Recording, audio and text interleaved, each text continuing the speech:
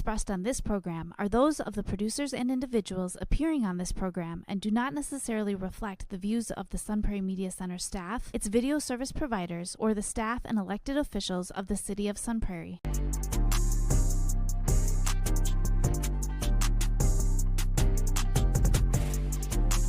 You are now watching the Alan and DJ Show.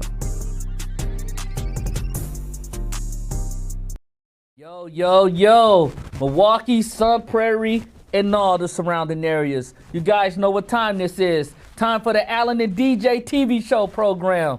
And of course, I'm Alan. And this is your boy DJ. What's going on, DJ? I'm all right, man. How are you? How we feeling, man? I'm feeling good, man. But who's this guy right here? Well, let's introduce this guy right here. And what would your name be? My name is Greg Cooper. How you doing, Greg? Hey, you know Doing what? good. I appreciate you too.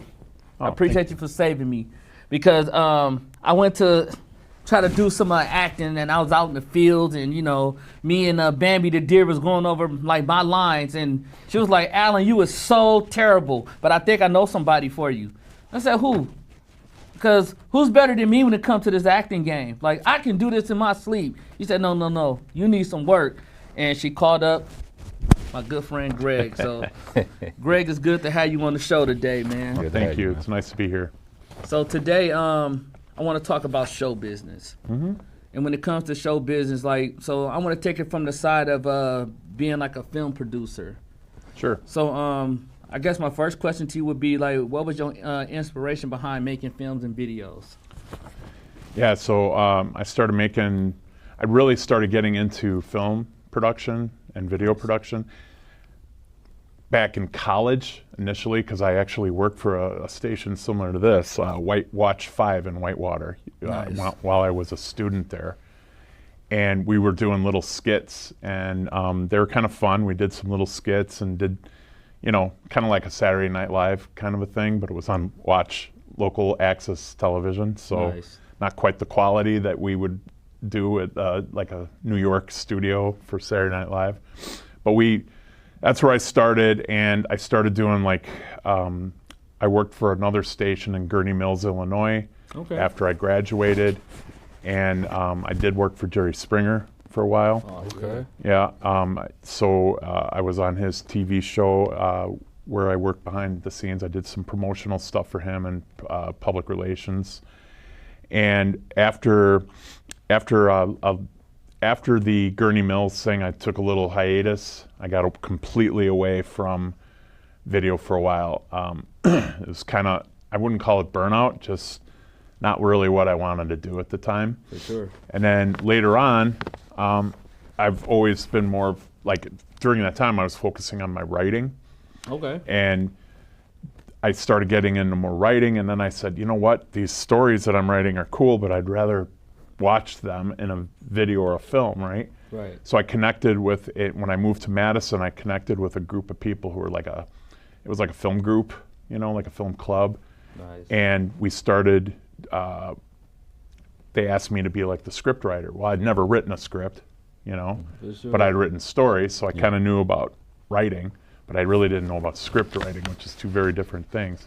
Mm-hmm. And eventually, that led me to, so it's kind of weird how it works in video and film and stuff like that. A lot of people start off as something and then end up doing other things. Exactly. Yeah. It really happens a lot with actors. You see a lot of people who are actors who end up becoming video producers or film producers Yeah, that's true. and because directors even. Okay. Even directors, yeah, that's true, because I know quite a few people who end up taking that route. And, they say, I love the acting so much, but also, the business side of it as well, and, learning how to direct a film. And some might want to start getting into producing, their own films instead of just always being the actor in it. And then, hey, you know what, this script, okay, so, this character don't fit me, but let me see if I can find an actor that can fit this character. And well, there's more to it than that. Okay. But you're right, that is true. But what it is also is a lot of times you don't get cast.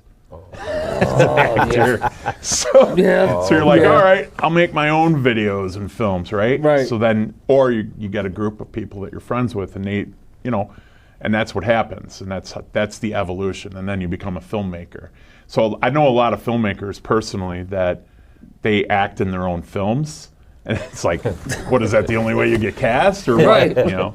But no, but what it is once you cast yourself in your own film, a lot of times what happens is you end up being cast in other people's stuff because then they see you, right? You know, when you first start off, nobody sees you. Nobody knows how much talent you have or whatever.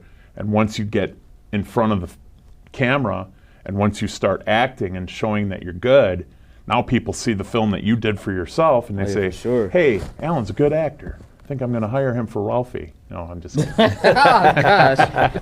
He had to bring it up. We're gonna talk about that eventually, but I'm gonna let DJ ask you a question. But like we gotta talk about that 'cause that was an interesting film. That was different, but I actually enjoyed it and I liked it too. But we'll get into that. Well, I got a question for you, Greg. Who are your role models that inspired you to get into video and film? Yeah, role models. I don't know if I necessarily had a role model that got me inspired to get into film per se, but once I started getting into film on my own, I started, you know, your obvious ones, Spielberg, Yeah. you know, you know, all the other ones that are famous. You know, I can't think of them all. Michael Cameron. Bay. James Cameron, any of them. And you know, a lot of it, so what happens is once you start getting behind the camera, you start noticing things that you didn't notice when you were just a audience member. Right. So, oh, did you see that they had the microphone in the shot? You know, or something dumb like sure. that. Yeah. And a lot, it progresses from there to, you know, movement and different types of shots. Like, for example, I was explaining to my wife the other day, we were watching Rocky. Yeah. You know the Rocky, right? One of my favorite movies, and she's like, why do you like this movie so much? It's stupid. And I'm like, I love it. And there's one of the things that she didn't know, though, was that Rocky was one of the first movies. He was a low-budget film. I don't know if you knew that, but he was a low-budget film that he wrote and he wanted to act in, and he got, everything was on the cheap with that film. It wasn't a big, huge, highly paid production. But they were one of the first people to use what's called a Steadicam. Okay. And so when you see him like running up the stairs or when he's running in the city, you know, through Philadelphia, they were using a Steadicam, and they were one of the first ones to do that. Wow, man, so that's interesting. So you know, just those, so you'd start learning that kind of stuff, and then other things like storytelling, right? Yeah. One of my favorite movies is Jurassic Park. Now it's weird, right? I'm not really super big into dinosaurs or whatever. Right. But the writing I thought was really solid. And the reason I think the writing was solid, because it tied up a lot of questions. Like, when I write my movies, I don't like people asking questions like, what is he talking about here, right? Right. I want them to know, right? And even in a short film, that's a trick, because short films are quick, right? They're like 7 to 10 minutes long. But I still don't like people asking questions about my story.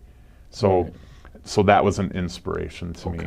Other inspirations are like James Cameron, you mentioned him.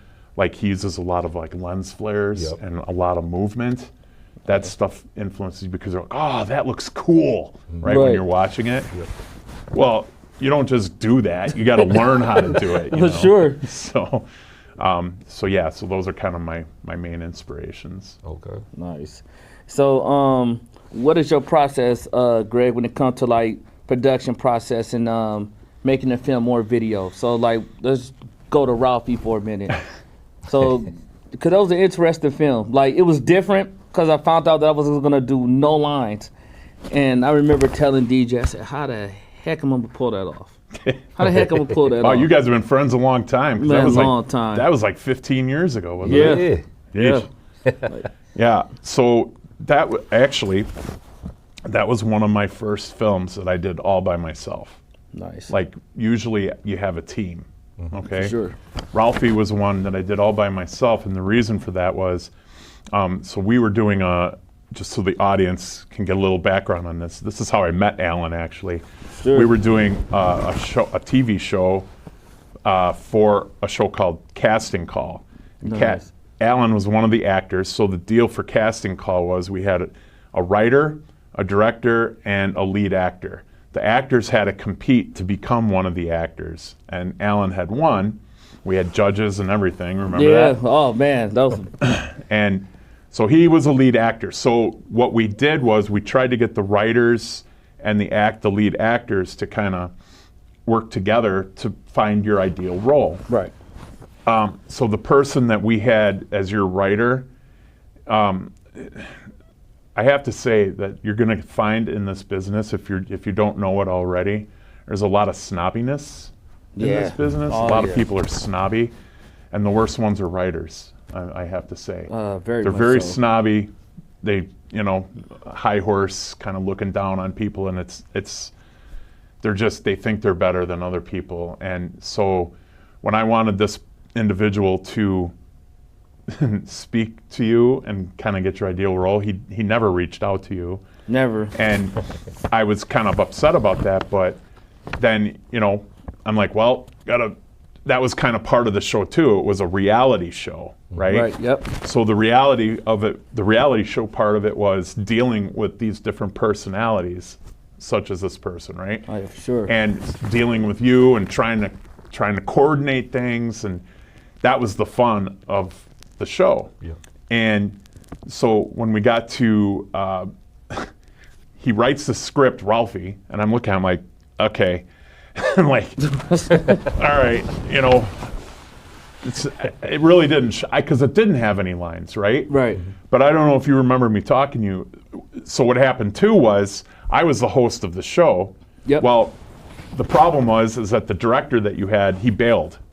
He just quit the show. So now we didn't have a director for you. I think I remember getting a phone call about that. You're like, hey, you know what?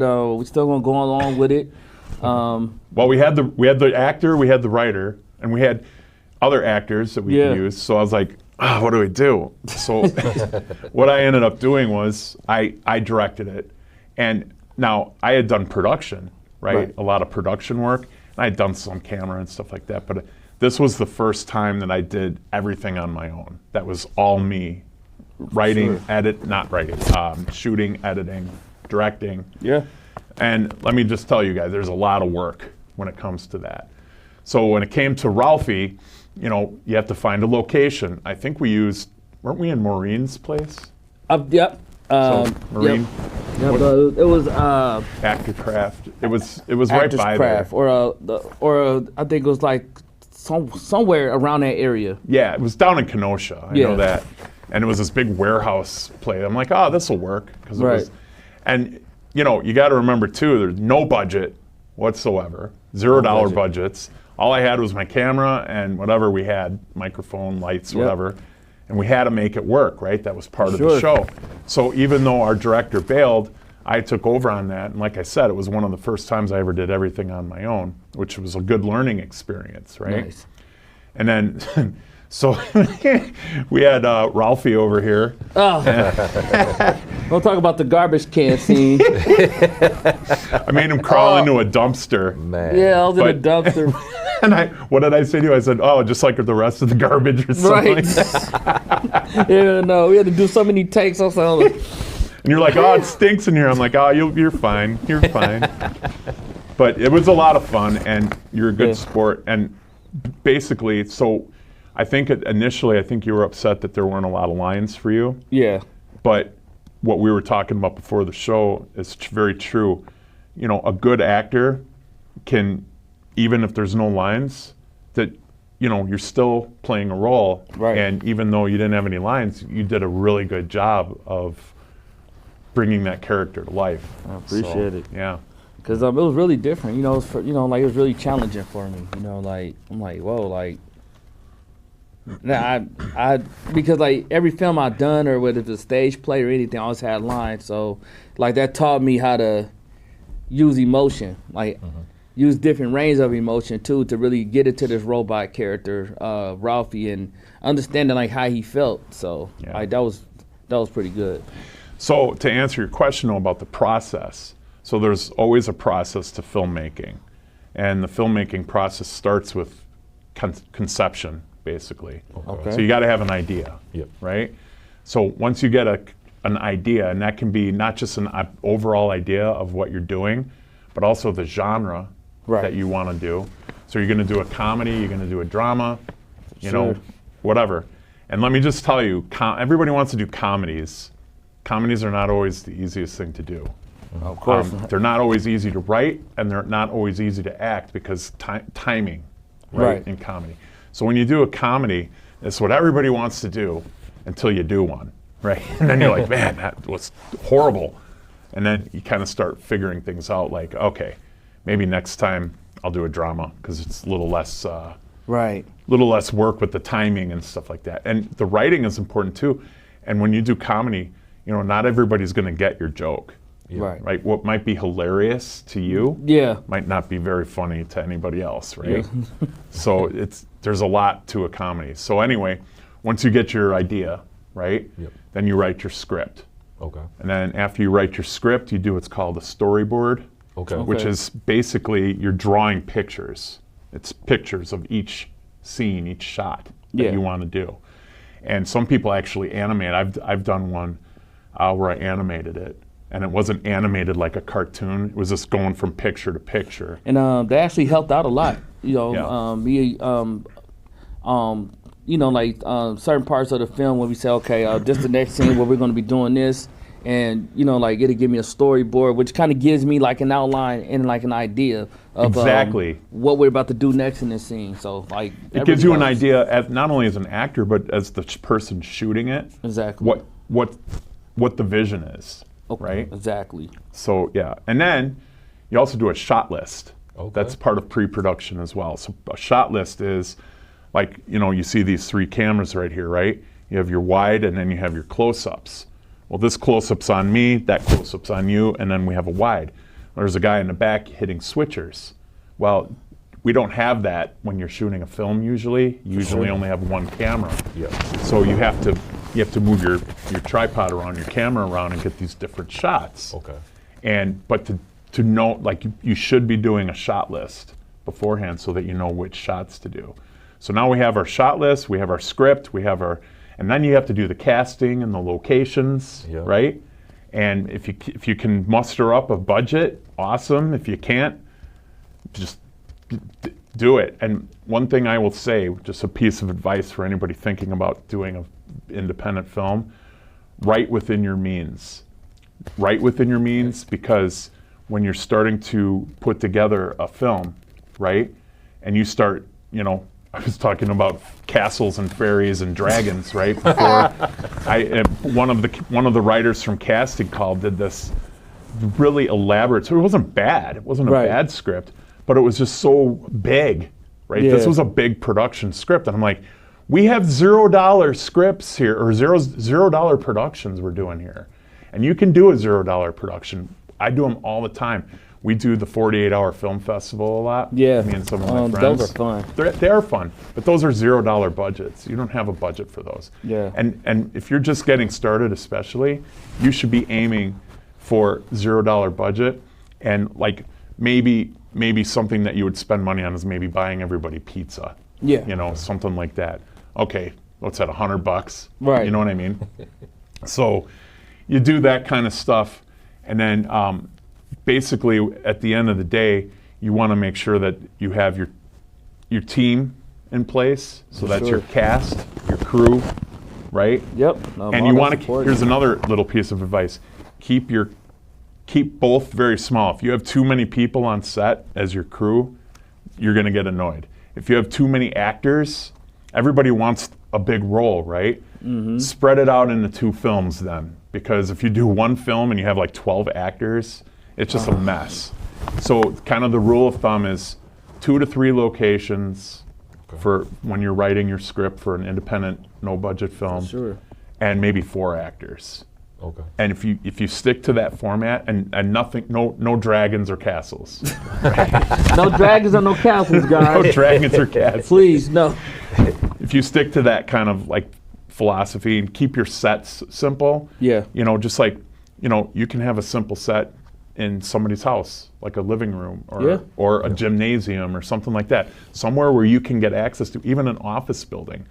You know, everybody knows somebody who works, right? Right. And then you contact them and you just say, hey, do you mind if we shoot a scene in your office building? And most of the time they'll say yes. If not, you find somebody else, right? There you go. Just make sure they know that you're going to be there, you know? Yeah. Absolutely.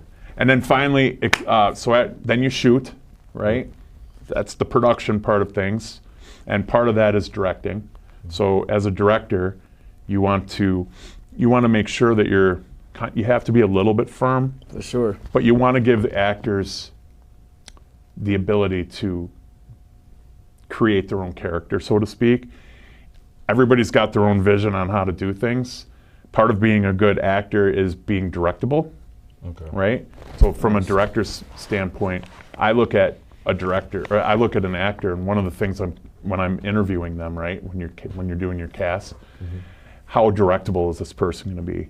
If they're Right. kind of a pain, you Yeah. know, in the backside, that's not going to be an easy person to deal with. And you're going to be dealing with them, if it's a short film, at least a day or two, right? And do you want to work with that person? Maybe that's up to you. Maybe they're a really good actor and you really want to work with them. Right. But at the end of the day, you want to make sure that they're directable and that, like, real. And that's what I look for. I saw my daughter, she did a forensics competition. Oh, nice.